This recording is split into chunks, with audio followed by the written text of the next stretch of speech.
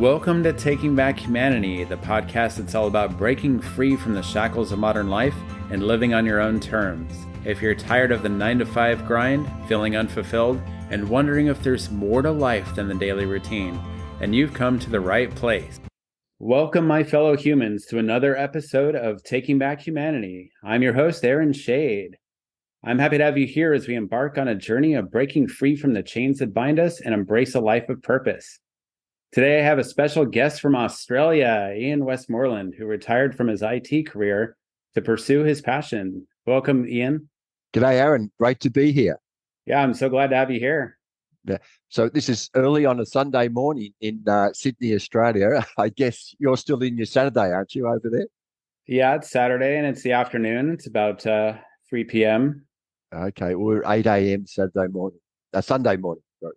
Yeah, so you're ahead of me. You're in the future. If I was going to be unkind, I'd say whatever that is, 14 hours, about 10 years, but that would be very unkind, so I won't say that. Since you're on the other side of the world, if you could live anywhere else in the world, where would it be? Great question, and it would probably be New Zealand, so which is close to Australia in so many ways geographically, but also culturally. We lived there for a couple of years. So I love the people, love the attitude, and the natural beauty is just astounding. So, yeah, New Zealand. Yeah. What about you, Aaron? I've always wanted to go to New Zealand. I love what I've seen of New Zealand, and I'm really a big fan of, the Lord of the Rings movies that were filmed there, and learning all about that and seeing all the behind the scenes and just how beautiful the country is there. People draw parallels with Canada, and Canada is just glorious as well. But the South Island of New Zealand, I see a lot of similarities in terms of glaciers and mountains. As you said, the Lord of the Rings type scenery. But beautiful place, not that many people, and the people there are generally very friendly as well, so welcoming. Although in terms of sporting, there's a big sporting rivalry between us. I didn't realise I lived in New Zealand, but they see us as Australia as their benchmark, and they love beating us at any event. There's one thing they're passionate about: rugby union, and they're world champions, and they just keep flogging us and everyone else at that. So, yeah, but great place to be. Yeah, I love all the edges of the world, I call them, because the southern tip of Africa or the southern tip of South America or up in Norway or Alaska or Iceland, any of those closer to the poles locations are just usually pretty stunning and beautiful. Well, we had the opportunity to get to Iceland last year, and that was just amazing. I love the colours, the remoteness, the man hadn't impacted the environment and the beauty there. It was still largely as it's been forever, other than the glaciers apparently have been melting significantly over the last few years. So people have been there. Our tourist guide had been there for maybe 5 years, showed us where the glaciers used to be, and then the one we climbed where that was now, and it's a worry, but just untouched beauty, amazing. Yeah, I had the opportunity to see one of the few glaciers that's actually still growing and not receding, and that's Prieto Moreno Glacier in Argentina. I've never been to South America, and so it's on my wife's bucket list. Hopefully I'm still around in time to go. It's a very famous glacier. But why don't we get started just tell us a little bit about you and your story and the transition you made from your career to what you're doing now. I'll set the scene with my family. So I've been married to my wife, Helen, for 40 years. We have 4 kids, and we now have 12 grandchildren. Not sure if there'll be any more, but all of us got together for a family family birthday yesterday. So there's 22 of us when we all get together. In terms of my work, I'm unqualified, and I started with one of the utility companies in Australia and worked there for 22 years. And we struggled for money initially, and as well as working full time, I would also do other business opportunities. I used to import squash rackets and tennis rackets. When we got married, we moved into what we call a milk bar or a general store. So I was always working full time and then doing another job on the side to try and make more money to feed my family. Over time, though, I managed to progressively work my way into more and more senior positions. And for, I guess, at least the last half of my working career, I worked as an IT manager. And then on the 10th of September 2013, I got on the train to come to work. And what I read that morning just transformed the thinking for the rest of my life. And in May 2014, so over 9 years ago, I quit paid work. I became a full-time volunteer. And that ultimately led me to start two charity organisations. The first one is Mentoring Men, which is a free program where we train up volunteer men like me to support another man who may be going through life challenges like job loss, relationship breakdown, loneliness, isolation, addiction, things like that. And we provide the support through a long-term one-to-one mentoring relationship. So trust develops. Men are encouraged to actually share what they're feeling, share around vulnerability. And it's made a huge difference in Australia. Thousands of men have engaged, and there's a lot of interest around the world for the program. At the end of 2021, sufficient funding had come in from philanthropists and from other sources that I stepped aside from all the operational side of things, which I did all the time as a volunteer. And there's now a dedicated team of about 12 paid people who run that program. And that enabled me to set up my second grant charity organisation, which I'm incredibly passionate about, which is called Kintsugi Heroes. And here we use the power, the science of storytelling of people who have overcome adversity, and it provides hope and inspiration to others who may be going through a similar life challenge. The idea for this occurred to me in the early 1990s. I loved reading biographies, autobiographies, the Nelson Mandela type stories, which just helped build confidence and hope within me. And at the time, I thought, how good would it be to capture these stories and impact more people? And at the time, I didn't have the money, I didn't have the time, and still didn't have the confidence to do anything like that. So I actually wrote to 3 community leaders in Australia to let them know about my idea. And one of them, a well-known entrepreneur in Australia called Dick Smith, actually wrote back to me, sent a handwritten note. He said, Ian, this is a great idea. And then he added, you do it. And then for 30 years, it just sat there. And last year, after I stepped aside from as being CEO of Mentoring Men, I made a decision to do this. And I told a number of people about it. A mate rang me one day. He said, Ian, I've got the name for your project. I said, oh, yeah, what's that? He said, oh, Kintsugi Heroes. And I said, well, I've got no idea. I've never heard of Kintsugi before. What is it? And he described it to me, and the name is brilliant. So the legend is there was a Japanese emperor who had some valuable pottery. Like, I'll use my $2 coffee cup as an example. And over time, the pottery chipped, it cracked, it showed wear and tear. And he said to his craftsman, I want you to fix it, make it new so you can't see there was any damage. And they said to him they couldn't do it, but what they could do was highlight the damage with a precious metal like gold. And now when you look at it, it's far more valuable. It's far more beautiful than what it was before. And I see this as a metaphor for the Aarons and the Ians and other people who go through adversity. It increases our resilience. It increases our ability to help others. So we call the people who share their stories Kintsugi Heroes. And we've captured about 100 conversations so far. We edit and publish the conversations as video, audio, podcast. And we also have 2 books underway around this. And one of our goals is to help people reframe how they see their adversity, to actually see it as an asset. And I could tell you story after story like that. Like last week, I was contacted by a guy who has Crohn's disease and he has a colostomy bag and been through incredibly difficult time. This happened from when he was 2 years old. He'd be about 30 now. And he's now seen the asset with this. And he's actually working on a program to help people with disabilities find employment. So, Aaron, that's how I got from leaving paid work to doing what I'm incredibly passionate about. So hopefully that answered your question about what I do. Sure. I mean, how would you compare your everyday life and your career and how you felt and what that typical day looked like to what you are currently doing now? Well, I guess there's a couple of aspects. So I was well paid for what I did, right? So and there was a lot of stress. There's a lot of pressure. There's the corporate. This is in the paid word. There's the corporate life.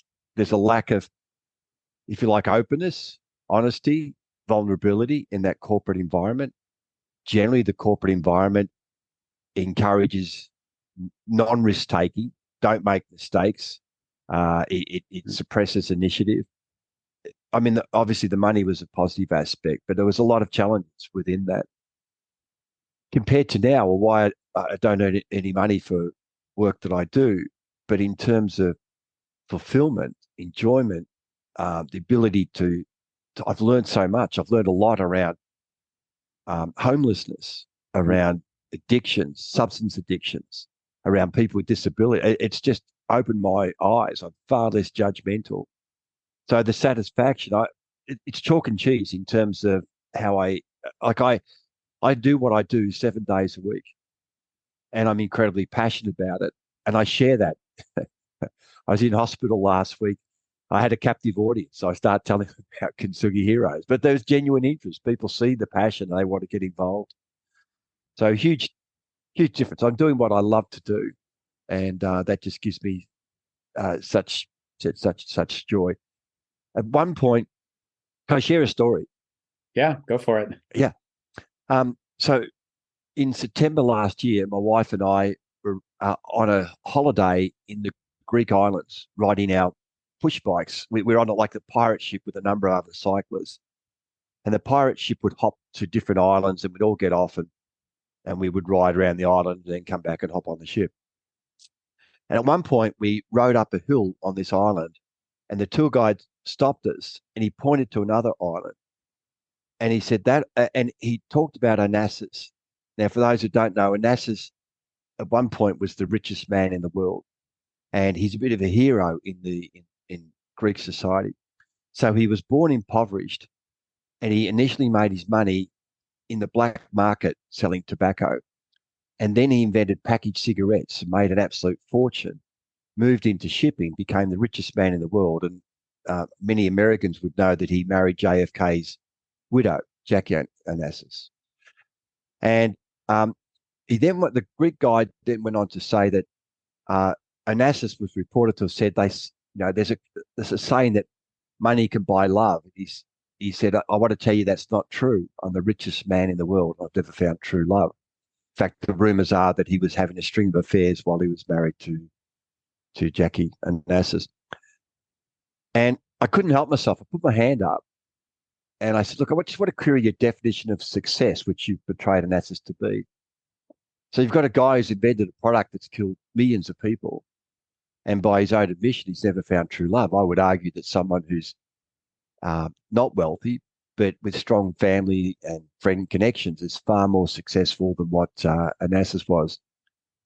And that thought resonated with me. And when we flew home, I woke up 4 a.m. jet lagged. And for my own benefit, I wanted to get my thoughts around successful life, coming back to the question you asked, Aaron. And I came up with this A4 diagram. And on the right-hand side, I've taken the liberty of defining for me what my best life is. And it's where we use our skills, our talents, our experiences to positively impact the world around us. And it's where we get genuine contentment and fulfillment. Now, on the left-hand side of the diagram, I've got a baby that's born, and there's this meandering journey that starts off heading towards the best life. It goes all over the place. And there's a word map above it that talks about the life experiences, the relationship breakdowns, the abuse, the physical illness, the drive to materialism. And I decided I'd actually start to include this in presentations. And I said, if I could just get people just for 10 seconds to take a step back from their current life, and it could be their corporate life or whatever, and think about what their best life would be like. is that brand new boat or the car or what is that heading down that way? And I've got a Mark Twain quote. I love Mark Twain. A quote at the bottom of the picture, and it says the two most important days in your life are the day you're born and the day you find out why. So my true why started on the 10th of September 2013, and as I said the last few years have been amazing. Now, for much of my life, there was a focus on making money, and I get that. I mean, I had to provide food on the table and all that stuff, and I guess we're fortunate that we're relatively comfortable that I can actually dedicate my time to doing what I love to do.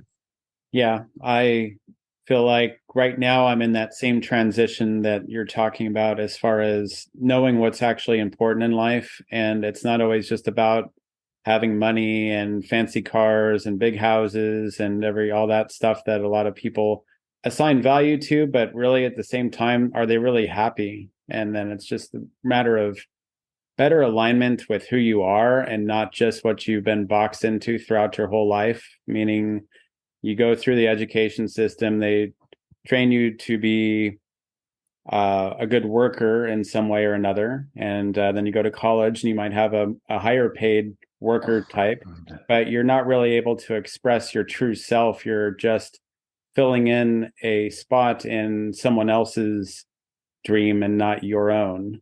And that's really why I even started this podcast, is I feel like finding who you are and what you really are passionate about and putting that out into the world is better than to really make a difference in the world and not just make a difference for someone else's bottom line.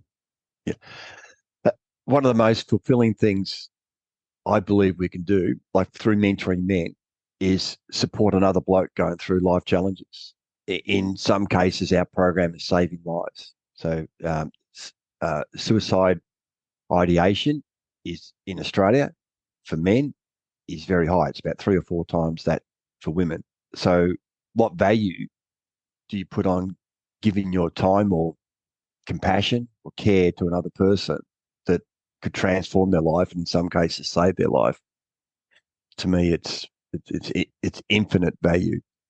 So I keep driving my 2007 Honda, it's still going well, and I'm not driven by the materials, the side of things, and yeah, it's sad. I guess a lot of the pressure, a lot of the media, a lot of the advertising. I mean, their goal is to actually to encourage us along the materialism side of things, and it's sad. We get influenced that way. Yeah, completely. Especially that's on steroids in the US, I would think. I'm not sure how far it goes in Australia, but I definitely felt like, as a kid, being successful meant that you had that big house and the two cars and all that stuff. But I don't really care about any of that. And in fact, when I quit my job in 2019 to travel around the world, we were living out of two backpacks and we were traveling around, and that everything that was in those bags is all we needed. Yeah. And then I saw it. Yeah. it was just about, I mean, we were able to stay in a lot of different places and meet a lot of different locals all around the world. And those connections we made with others were so much more impactful than just seeing pretty places and seeing a museum and all that, stuff. I mean, it's important to see some of that, but I felt most connected with just meeting people of different walks of life and understanding them. There's an expression: if you want to see how wealthy you are, count the things that you have that money can't buy. And Aaron, you just talked about the relationships there. Yeah, the eye for beauty. I mean, yeah, it's Yeah. yeah. Money is a tool. It's not the end all be all. And yeah, you need it to survive in this world because that's the way it's structured. But at the same time, you really don't need as much if you don't need to try and make millions of dollars just to survive. I think I'd rather spend the time being comfortable enough and being able to help people than to try to just further what my status looks like. So when you were leaving your work, did you have any major challenges or setbacks along the way towards what you're working on currently? There was. I did it cold turkey. So I've always been a hard worker. So I would, as an IT manager, I was officially working 5 days a week, but I would generally work on Saturday and Sunday. Most of our software releases would be on a weekend. So I was often working. So I just stopped all that. We had the celebrations, we had the farewell, and then that was it. I struggled a little bit earlier on. Like I was doing volunteer stuff, but back in the early stages, it wasn't full time. So I found myself starting to watch TV and then watching midday movies.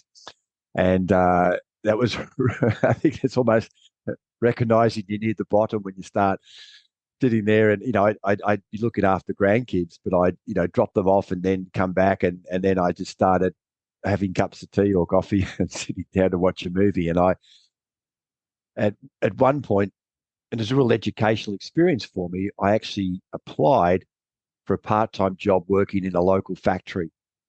And that was a real eye-opener. Uh, to cut a long story short, it was a virtually an unskilled job, and they had over 120 applicants for the role, and they went through this incredibly uh, long-winded process of recruitment, including me having to submit a video response to some questions they raised, to sitting with a bunch of other candidates while this business coach asked questions, and this is for incredibly low-paid jobbers, like answering phones, dusting shelves. And ultimately, I didn't get the job, and I saw how desperate other people were to get employment. I'd been known to make comments in the past through ignorance. So if people really wanted to work, they could easily find a job. Well, that was just rubbish. I didn't know what I was talking about. And I realized how hard it was for people out there. So I guess a lot of these experiences, that challenge there, taught me to be far less judgmental. As I was involved in mentoring men, I encountered more and more men who had addiction issues, particularly around substance addiction. I remember chatting to one of our mentors at one point, and I said to him, look, I've never taken an illicit substance in my life. And he just looked at me and he said, Ian, I'm amazed. And I said, well, I'm amazed that you're amazed. But I then went down that journey. I met with ice addicts. I don't know if you call them ice over there, or methamphetamines addicts. And I started chatting to more people and learned a lot. And I had this revelation one day. I was chatting to another one of our mentors who used to take drugs. And he said to me, Ian, if you want to reduce illicit drug usage, he said, stop sexual abuse. Now, it took me 5 seconds to understand what he was saying. But when he did, it just transformed my thinking. So the old Ian was the judgmental one, looking the substance addict who may be homeless on the street. Well, it's their choice. Why do they do that? To actually seeing that for many of these people, they're just numbing the pain of something that's happened in their background. So it takes the focus away from the symptom to start to look at the cause. And then when you do that, there's far more empathy, far more compassion. In fact, with Kintsugi Heroes, we're going to do a series around lifting the lid on addiction, or helping people like me better understand the situation. And it's like someone who's going along well in life doesn't suddenly think, oh, look, I think I'll become an addict just to stuff my life up. And I mean, that's not the thought process. And maybe to see it as a disease. And I've met some amazing people who were previously substance addicts. And we talk about addiction, and most of us jump to the conclusion it's around substance, but it could be work, and maybe that's where I am. Or it could be sex, it could be social media, it could be food, it could be any of these things can be addictions. So there's those sorts of insights, those sorts of, I guess, learning experiences that I've had along the way, and virtually all of them since I left the corporate world and actually started working in a more real environment with more real people, and just an education experience for me. Yeah, I think a lot about, I mean, when you were talking about homelessness and people that are on the streets or have drug problems, I've learned a lot about that. Even more recently, it's just come to me that because in a lot of our cities, especially on the west coast of the US, we have a lot of homeless people and a lot of people that are on drugs. And I just looking at some of the roots of that issue and just getting a better understanding of it. It's not like these guys are just out there taking drugs for the hay of it. I mean, a lot of them are former Vietnam veterans. A lot of them are on the streets because they had such trauma from that experience that it still haunts them, and then they resorted to that. Or another thing that the pandemic really made a lot of big changes around here, because people felt more isolated and more lonely during that time, that many of them, because of that pain and our lack of community in the US, we don't have communities like we used to maybe even 40 years ago.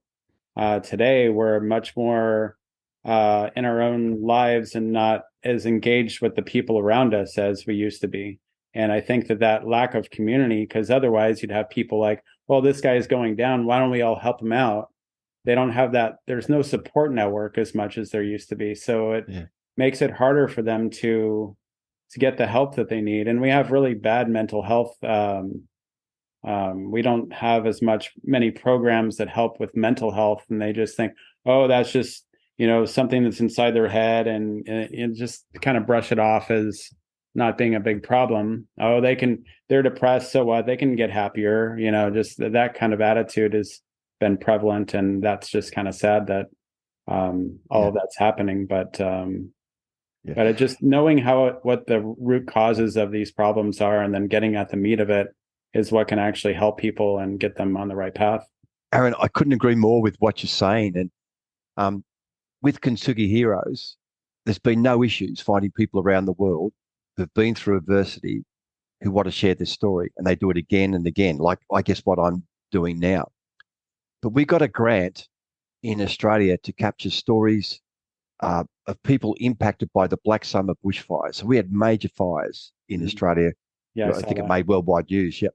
And it's been so hard to get these people, particularly the men, to open up. So there's a lot of unresolved trauma.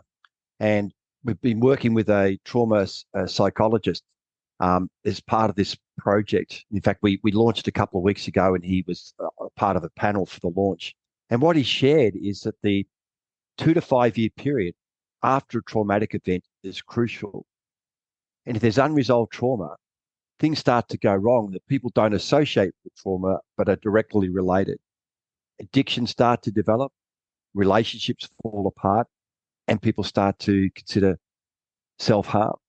And in fact, there's been a spike in suicides. And I've seen this firsthand. I've gone round to talk about the project at local events, and people have come up to me and said, Ian, I haven't been able to talk to anyone about this, particularly men. They think there's this need for men to be stoic. We're the tough guys. We can't show any emotions around that. And one of the things you said too about going back to what you called it, the community, I call it the village. I grew up, I'm 69. 60 years ago, we had a village. We knew all the neighbours. You'd have cups of tea. The neighbours all knew us. We never had a telephone, but Mrs. Ryan, 3 houses down, had a telephone. So we would give out her number, and she would come up and tell us there's a phone call for you, or we go down there to make. That was the sort of situation. And my dream for Kintsugi Heroes, and this is long after I'm gone, is that it's going to create a ripple effect that in community centres, in libraries, hopefully around the world, a group of local people will get together in a facilitated conversation, and people will tell stories and listen to other people's stories and support, connect with one another. So the loneliness will go away. We've had situations in Australia where someone's been dead for 6 months and no one knows. They're just in their house. The neighbour connection's gone. We put up fences and we instead of walking around, we get in a car and then we leave. And I think I'm involved in a trial in our local area, our local council area, called I live in a place called Hornsby, the Hornsby Village Hub, which is aimed at getting people, particularly older generation, together through things like art or computers or whatever. But I'd love to see Kintsugi Heroes play a part in helping rebuild the sort of community that you talked about before. I'm a lot older than you, Aaron, but back to what I experienced in my childhood. Yeah. I feel like even here in the US, we have uh, a fear culture. People are afraid of their neighbors. They're not looking to make friends with them as much. And that's just sad. I mean, even when I grew up, it was in the 80s and it was still, I knew all of my neighbors and they knew me. But it was starting to happen. I was noticing there were certain neighbors that didn't want to have anything to do with other people in the street. So it's just sad that we're like that. And now when we have these devices in our hands, we're so distracted that we spend all our time on social media and not really making genuine connections with humans on a physical 3D basis. It's more online, and I just feel like we're losing a lot of like the local community of people that all know each other and that having that network of people around you. Yeah, I think in many ways it's anti-social media. And I was at an event a couple of days ago and chatting to one of the editors of the community paper. Now, in the old days, every area had community newspapers that shared local news and helped people connect and let you know about events. And I'm sure the same things happened in America as happened in Australia because the advertising revenue is moved. Like these papers would have be funded by the real estate agents, by the car dealers, and through advertising. That's all moved over to the social media platforms. So many of these areas are shutting down. Many communities no longer have a community paper. And if there is one, it's often just something that's syndicated and there's no local content. And it's just another straw on the camel's back around that's impacting things we're talking about. Something that was that helped create community connection is disappearing. And I'm hoping that there'll be increasing realization of the impact of that, and that uh, maybe the funding comes from government. I don't know, but it's so important to bring back these things that bring the community together.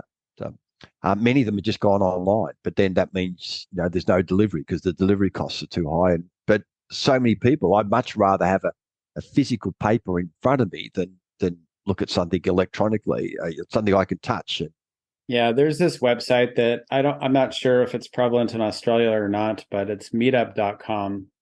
And what that is you can create basically an interest group of, I mean, I have one myself that's related to travel, and I just go, I say, hey, I'm going to have this meetup at this brew pub, and it's on this topic, and then they can, as they're part of the program as well, they can just RSVP and join it, and and then we all just get together and talk about travel and just have that common interest and share our stories, and that's kind of the social media that's like in person. that's brilliant. But I think that example also highlights one of the downfalls of what we've got is that people tend to then, so to get political with it, people tend to associate with groups that match their political views, but are generally more extreme. So more extreme right, more extreme left, and then this divide. My understanding of American politics, there's a huge gap opening up between the different political views. Mm-hmm. And there's an analogy I love, which is think of a wire that almost gets to two extreme points, black, white, yes, no, whatever. And there's a bead on the wire. And as you have conversations, as I talk to you about a particular issue, I take on board what you said and I may move that bead one way or another because I'm actually listening to what you're saying as having an influence. But what we're seeing is these people have got this bead so far either way. And in fact, you could ask them a question, and I am going to get political here, but there's probably people in America you could ask, people in America who believe the last election was rigged.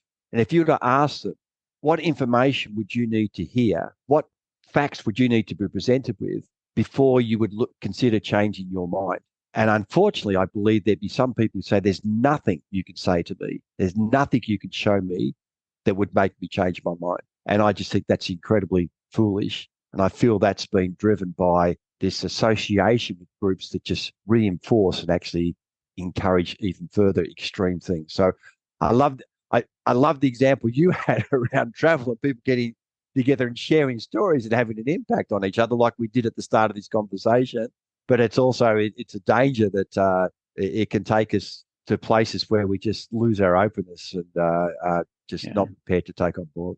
I live in a place that has a pretty equal amount of both of what you're talking about, both sides of that equation. But I judge people first on their character and who they are before I even get into anything political with them, because I'm not just going to say, well, I can tell that this person is this type. But even so, I'm not going to just like, oh, I'm not going to talk to that person because he looks like he's the opposite political party than I am, because they do So, look and dress differently in a lot of ways, and it's pretty yeah, easy based on how they talk and everything. But I judge people first on who they are and what energy they bring to the world before I get into any of that. But then I agree that there are all these bubbles that people place themselves in, and since they don't ever hear anything outside of the bubble, then it just becomes the new truth.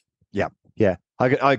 Some of my best friends have the opposite political views to me, but we get on famously because we can respect each other's right, or to have a different view on that. That's fine. I mean, there's so many other fantastic qualities I see in these people: this kindness, this generosity. But that's what we need more of, not this intolerance that they think that, therefore I'm just not going to won't associate with them. So it's yeah.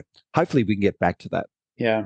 So getting back to your journey, what advice or words of wisdom would you offer to others considering making a transition away from their day job to something that's more aligned with who they are and their passion?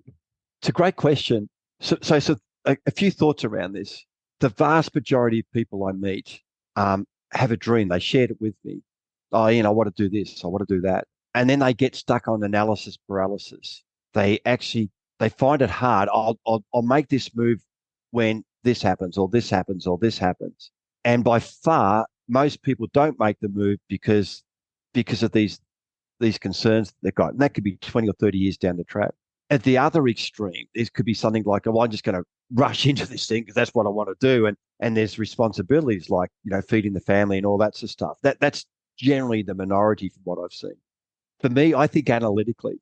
So for me to make a big decision like changing jobs or careers or whatever, I said, oh, this is how I think. I would make out a spreadsheet. I would, down the left-hand side, I'd list all the factors, and it could be income, and it could be risk, and it could be job satisfaction, it could be family, relationships, list all those. And then I put the options across the top, option A, B, or C.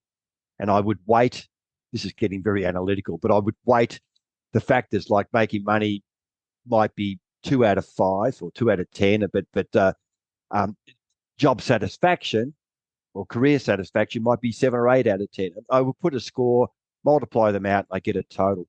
And generally, it's reinforced what my gut's telling me anyway. The second thing is I've gone into an area with mentoring men and with Kintsugi Heroes way outside my skill set. The skills I've got is I'm persistent and I try incredibly hard and I work hard and I just keep going. But it's amazing how people will come on board if you're passionate, you start moving. But you can't steer a stationary ship, you can steer a moving ship. And I would say just get out and just do this stuff. And some of the people on my team who've come on board, oh, Ian, you've got to narrow it down and focus and pick specific areas. The challenge I have with that, support has come from all unexpected areas. It's like the things that you think are going to work sometimes don't work, but there's stuff comes from unexpected areas as well. So I'm not sure if this is making sense to the question. My own experience, and I've got Kintsugi Heroes is going down the way of mentoring men. So mentoring men started with my wife and I contributing a small amount of money. This year, the money, the revenue that's been received is 1.4 million. So and the scale is just getting bigger and bigger.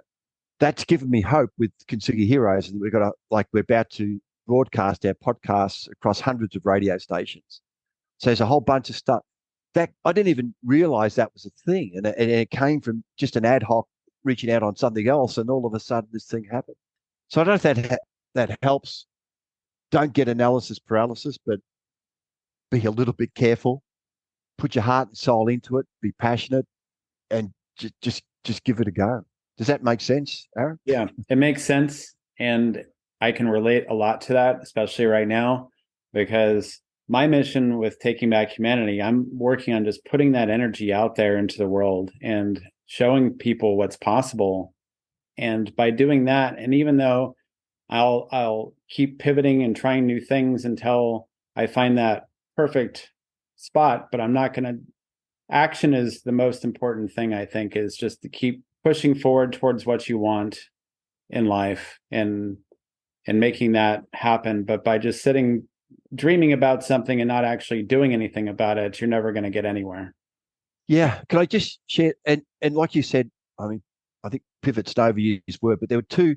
I give two examples of where I, not to say got it wrong, but where what I wanted to do just wasn't going to get supported. The first one, we talked about addiction. And I thought this is really important. I had my own lesson around addiction. So we started a crowdfunding campaign and we thought, oh, people will give to this. But we had an incredibly disappointing result. We're looking for to like, because it costs us money to produce the podcasts and the books and all that sort of stuff, because I have to pay people to do some of this stuff. And then I realized people had the same attitude I had initially. There's this judgmental attitude, and addicts, if you like, well, that's their own choice. And we said we had a really disappointing response. I'm going through cancer recovery at the moment, and I think there's a much different community attitude because nice people get cancer as well, and it's this because most people know someone impacted by this. So there's a much more generosity of spirit around that, and we've got some exciting stuff happening around support. So even though I personally think addiction is crucial in terms of trying to get the community on board to help fund that, that was the lesson. Another example, one of our early stories is just the most amazing story. It's this guy who was, as a 2-year-old, was physically abused by his father. At 10, he and his 3 siblings were put into an orphanage where he was classified as being a psychopath.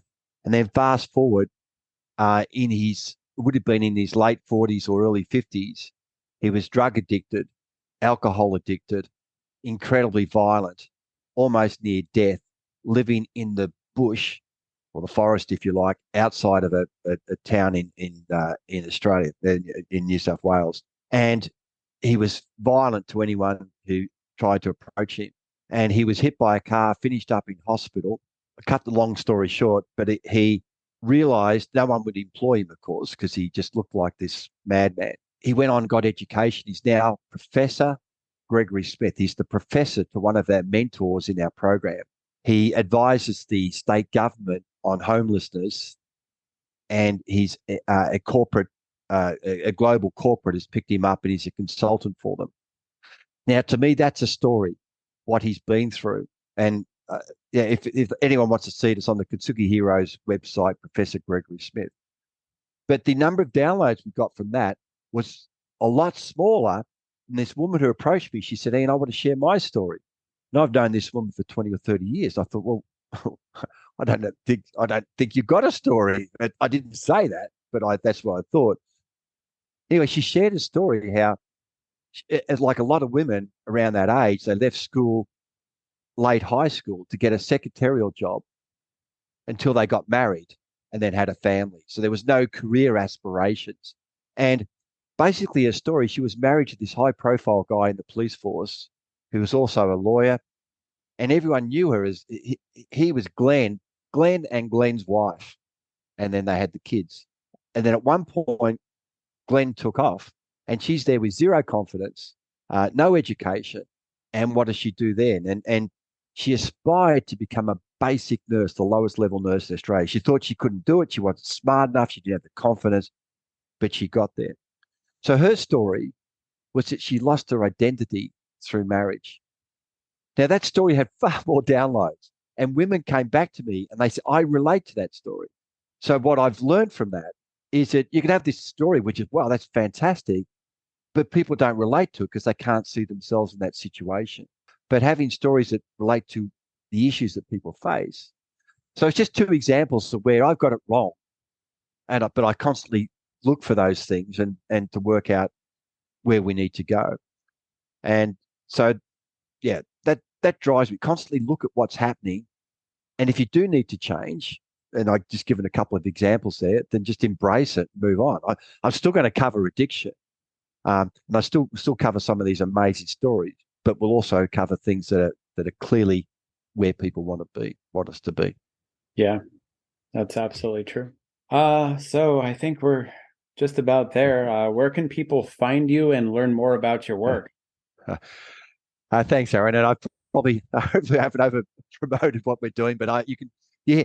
I guess this comes back to what this podcast is all about, what we're passionate about. Hopefully, people can hear my passion. So, for two programs. So there's if people want to find out about mentoring men, go to the website mentoringmen.org.au. And I've said it's a free program. We train up volunteer men through our own mentor training course and also through suicide prevention. And they're matched to another bloke going through life challenges. The second one is Kintsugi, KINTSUGI heroes.com.au. Again, we provide free resources through podcasts, video, audio podcasts. They said the first couple of books are underway, and we cover all sorts of adversity from grief, abuse, disability, trauma, addiction, etc. And if people want to contact me, the best way is probably through email, and it's Ian, IAN, at kintsugiheroes.com.au. So we'd welcome any feedback, any ideas, suggestions, all part of this learning process. I'll include all of that information in the show notes, make it easy for anybody who wants to get to know Ian. And thank you so much for being on the podcast today. Your stories were very impactful, and what you're doing is very valuable to the communities that you serve. Aaron, thanks for this opportunity to share what I'm passionate about. And I love what you're doing. You're encouraging people to go out and find their purpose and live their purpose. So well done. Great stuff. Yeah. Thanks so much. That's our episode, and we'll see you in the next one. Head over to the show notes where you can leave us a rating and review. And I'll see you in the next episode.